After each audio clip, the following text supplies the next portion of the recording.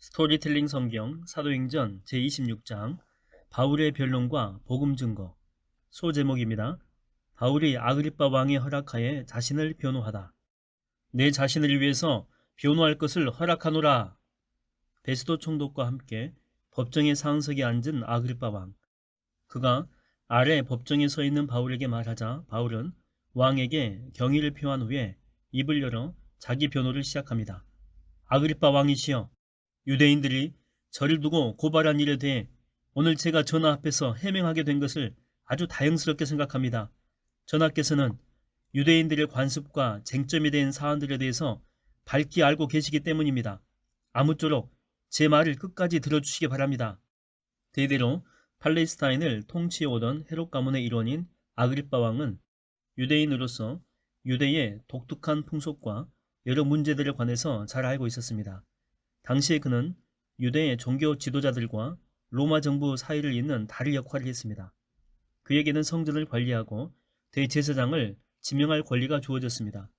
또한 그는 유대 공회, 여기서 공회는 사내들인입니다. 회원들과 상당한 친분을 유지하고 있었습니다. 사정이 이러했기에 바울은 아그리빠 왕 앞에서 변론하게 된 것을 다행스럽게 생각한 것입니다. 왕이시여, 유대인들은 모두가 저 자신이 어릴 때부터 저의 고국에서 그리고 예루살렘에서 어떻게 살아왔는지 잘 알고 있습니다.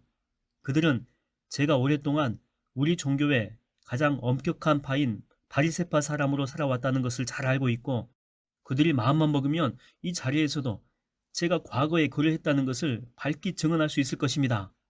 바울은 자기 변호를 하면서 가장 먼저 자신이 정통 유대인임을 강조했습니다. 그 까닭은 바리새인 같은 정통 유대인들이 그러하듯 정통 유대인인 바울 자신도 역시 부활에 관한 하나님의 약속을 믿고 그 부활에 관해서 전파한 일 때문에 부당하게 고발당했다는 사실을 아그리빠 왕에게 깨우쳐 주려고 했기 때문입니다. 변론은 계속해서 이어집니다. 제가 오늘 이 법정에 서게 된 것은 제가 우리 조상들에게 주신 하나님의 약속에 소망을 두고 있다는 이유에서입니다.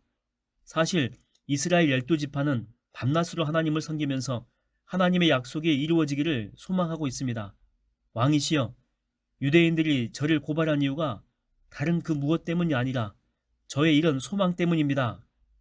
이스라엘의 조상들에게 주신 하나님의 약속은 곧 메시아에 관한 약속을 가리킵니다. 모든 유대인들은 언젠가는 그 메시아 약속이 이루어질 것이라는 소망을 갖고 살았습니다. 바울도 다른 유대인들과 똑같이 그런 소망을 가졌는데 바로 그것 때문에 자신이 고발당했음을 피력한 것입니다. 핵심은 이것입니다. 하나님께서 약속하신 바 메시아에 관한 소망을 가진 것은 다른 유대인들이나 바울이나 똑같은데, 바울은 그 메시아가 골고다 언덕에서 십자가에 못 박혀 죽으신 예수님이라고 주장하는 것이고, 다른 유대인들은 절대로 그자가 될 수 없다는 것이었습니다. 계속해서 들어봅시다. 여러분은 어찌하여 하나님께서 죽은 자를 다시 살리신다는 것을 믿지 못할 일로 생각하십니까? 사실 저도 한때는 나사렛 예수의 이름을 대적하기 위해서라면 제가 할 수 있는 모든 일들을 다 해야 한다라고 확신했던 사람으로서 실제로 예루살렘에서 그렇게 행동했습니다. 그때 저는 대제사장들에게서 고난을 위임받아 예수의 도를 따르는 많은 신자들을 감옥에 가두었고, 그들을 처형시키려고 할 때도 찬성하는 표를 던졌습니다. 일례로 초대교회의 신실한 집사였던 스데반을 신성 모독죄로 몰아 예루살렘 성문 밖에서 돌로 쳐 죽일 때에 그는 그 일에 앞장서서 무리들을 선동했고, 또한 돌 던지는 증인들의 겉옷을 맡아 보관하기도 했습니다. 그뿐만 아닙니다. 저는 또한 각 지역의 회당을 돌아다니면서 신자들을 찾아서 처벌하고 그들로 하여금 자신들의 신앙을 버리도록 강제로 예수를 모독하는 말을 하게 했습니다. 당시에 나는 예수의 도를 따르는 자들에 대한 분노로 가득 차서 심지어 그 자들을 박해하려고 예루살렘과 유대 땅을 넘어 외국의 여러 도시들까지 그들을 찾아다녔습니다. 바울은 자신이 과거에 기독교의 대단한 박해자였음을 강조하였습니다. 바울 자신도 현재 자신을 핍박하는 유대인들보다도 더욱더 복음의 박해자였음을 밝힘으로써 자신의 극적인 회심 과정을 부각시키고, 그로써 많은 사람이 참 진리를 깨닫고 회심하기를 바랐기 때문입니다. 소제목입니다. 바울이 자신의 회심 과정을 설명하다. 하루는 제가 대제사장들에게서 지령을 받고 고난을 위임받아 예수의 도를 따르는 무리를 체포하러 수리아의 다마스쿠스로 가는 도중이었습니다. 바울은 자신의 회심 과정을 설명하기 시작합니다. 왕이시여, 거의 다마스쿠스에 도달한 정오 무렵이었습니다. 태양보다 훨씬 더 눈부신 빛이 하늘에서 쫙 내려오더니 저와 제 일행을 환하게 비추었습니다. 저희는 크게 놀라 모두 땅에 엎드러지고 말았습니다. 바로 그때 하늘에서 히브리 말로 저를 향해서 말씀하시는 음성이 들렸습니다. 사울아, 사울아, 어찌하여 내가 나를 핍박하느냐? 가시체에 뒷발질을 하면 너만 다칠 뿐이니라 라고 했습니다. 가시체에 뒷발질하면 스스로뿐 다칠 뿐이다 라고 하는 말은 당시 헬라 로마 세계에서 잘 알려진 속담으로 본래는 신에게 대적하는 행위는 스스로를 망치는 어리석고 무모한 짓이다 라고 하는 의미입니다. 농경 문화의 배경하에서 생겨난 이 속담에서 가시체란 철이나 뼈 조각으로 끝을 마무리한 막대기로 가축을 이끌 때 사용되었습니다. 농부가 땅을 경작할 때에 가축들이 느리게 움직이거나 뒤로 버티면 이 가시체로 쿡 찔러 자국을 줌으로써 말을 잘 듣게 하거나 속도를 높였습니다. 가시체를 싫어하는 가축이 때로 그 가시체를 뒷발질하기도 했는데 그럴 경우에는 스스로 상처를 입곤 했습니다. 그때 제가 묻기를 주여 당신은 누구이십니까 하자 주께서 제게 대답하시기를 나는 내가 핍박하는 예수다. 자 이제 일어나 내 발로 똑바로 서라. 내가 내게 이처럼 나타난 것은 이제 너를 내 종으로 삼아 내가 나를 본 것과 또 내가 장차 내게 보여줄 일들에 관해서 내 증인으로 삼기 위해서다 라고 하셨습니다. 바울은 자신의 회심 과정을 설명하면서 자신에게 빛으로 다가오신 예수님과 자신을 일꾼으로 택하신 뒤 예수님의 증인으로 삼으신 일을 간증하고 있습니다. 바울은 생전에 예수님을 직접 뵌 적은 없지만 다마스쿠스 도상에서 이처럼 환한 빛 가운데 부활의 주님을 만난 일로 인해서 바울은 12사도가 아니면서도 특별 사도가 된 것입니다. 이제 바울은 예수님이 자신에게 부여하신 사명에 대해서 간증합니다. 주께서 계속 말씀하시기를 이제 내가 너를 내 동족 유대인들과 이방 사람들 가운데서 구원하여 너를 그들에게 도로 보낼 것이다. 그러므로 너는 그들의 눈을 열어 밝히 뜨게 하고 그들을 어두움에서 빛으로 사탄의 권세에서 하나님께로 돌아오게 하여라. 또한 그들로 하여금 나를 믿음으로써 죄 용서를 받게 하고 그래서 장차 거룩한 백성들이 받는 천국의 유업을 받게 하여라 라고 말씀하셨습니다. 바울이 왜 지난날 복음의 박해자에서 오늘날 복음의 전도자가 되었는지 그 이유를 분명하게 밝힌 부분입니다. 바울은 빛 가운데서 부활의 주님을 직접 만나 그분에게서 복음 전도자의 사명을 부여받았습니다. 사람들의 영안을 뜨게 하여 참된 진리를 보게 하고 죄악의 어둠에서 이끌어내어 구원과 생명의 빛 가운데를 인도하며 주님께 대한 믿음을 갖게 하여 그들로 죄 사함을 받아 하나님의 거룩한 백성이 되게 하여 마침내 천국이라는 유업을 받게 하는 위대한 사명을 갖게 된 것입니다. 그리하여 바울은 복음에 관한 한 모든 이들에게 빚진 자라는 절박한 심정으로 부지런히 복음을 전하게 됩니다. 소제목입니다. 바울이 아그리빠 왕에게 복음을 증거하다. 아그리빠 왕이시여, 그러므로 저는 하늘로부터 받은 그 계시를 거스를 수가 없습니다. 이후로 저는 다마스쿠스에서부터 시작해서 예루살렘과 유대 온 땅과 이방인들에게까지 나아가서 복음을 증거했습니다. 회개하고 하나님께 돌아올 것과 회개에 합당한 일을 하라고 설교했습니다. 바로 이런 이유로 유대인들이 저를 성전에서 붙잡아 죽이려고 했던 것입니다. 바울은 자신이 전하는 도가 하늘로부터 받은 것이라고 말함으로써 복음의 신적인 기원을 밝혔습니다. 이렇듯 예수 그리스도의 십자가 복음은 사람이 지어낸 설이 아니라 하늘로부터 임한 진리인 것입니다. 그렇다면 왜 유대인들은 바울을 그토록 미워하고 그를 잡아 죽이려고 혈안이 되었을까요? 무엇보다 바울이 열렬한 유대교 신봉자에서 하루아침에 개종하여 기독교의 우두머리가 되었기 때문입니다. 또한 자신들이 십자가에 못 박아 죽인 나사렛 예수를 하나님께서 보내신 메시아로 전하면서 예수 그리스도의 부활을 전하고 있기 때문이었습니다. 뿐만 아니라 이방인들에게도 하나님의 구원을 전하면서 할례의 절대 필요성을 인정하지 않는 등 선민의 자존심을 해쳤다라고 생각했기 때문입니다. 하지만 바울에 관한 한 이 모든 사항들은 유대인들의 오해, 잘못, 편협한 생각 등에서 비롯되었을 뿐입니다. 왕이시여, 유대인들의 핍박에도 불구하고 이날까지 저는 하나님의 도우심을 힘입어 지금 이 자리에 있어서 신분이 높거나 낮은 사람을 가리지 않고 모두에게 말씀을 증언하고 있습니다.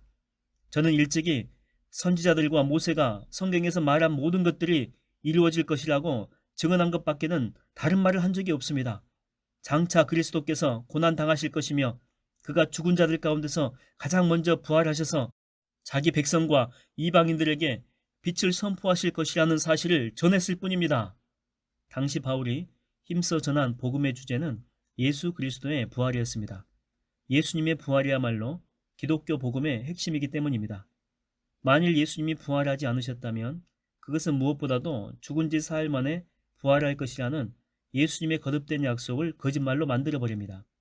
그것은 또한 평소에 예수님이 가르치신 모든 교훈과 천국 복음을 믿을 수 없게 만들고 나아가 예수님이 자신에 대해 주장하신 것, 곧 자신이 하나님의 아들이고 인류를 구원하기 위해서 이 땅에 오신 메시아라는 사실도 꾸며낸 말로 의심하게 하기에 충분합니다. 하지만 예수님의 부활은 그분의 모든 말씀이 사실이고 진리라는 것을 믿게 해줍니다. 또한 예수님의 부활은 그분을 믿는 자들도 언젠가는 예수님처럼 죽음에서 다시 살아나 영생을 누릴 수 있다는 확신을 심어주게 됩니다. 그래서 바울은 고린도 교회에 보내는 자신의 첫 번째 편지 고린도전서입니다. 여기에서 긴 지면을 할애하여 예수 그리스도의 부활을 다방면에서 거듭 강조하고 있는 것입니다. 이제 그만 변론을 그치도록 하라.